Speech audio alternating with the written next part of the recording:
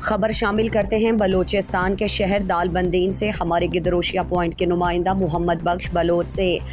چاگئے N G Os network CNN کے senior vice chairman Muhammad Ibrahim Rigi, Mir Atif Baloch, Noor Ahmed Hasni, Zahoor Ahmed ریکی، سعید احمد اور دیگر نے پریس کانفرنس سے خطاب میں کہا کہ گزشتہ دنوں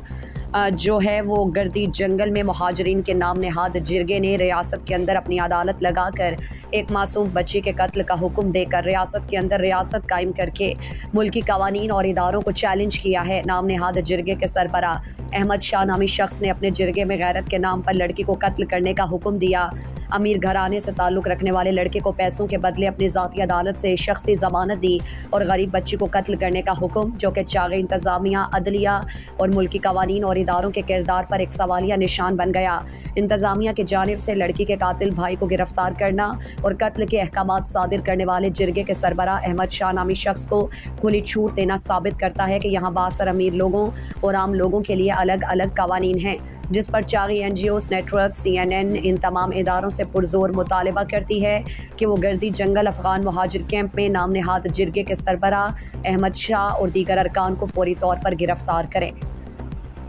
مزید دلچسپ معلومات اور خبروں سے آگاہ ہونے کے لیے Gedrosia point face page, Instagram, Twitter کو فالو اور یوٹیوب چینل کو سبسکرائب کریں۔ بیل آئیکن بٹن دبانا نہ بھولیں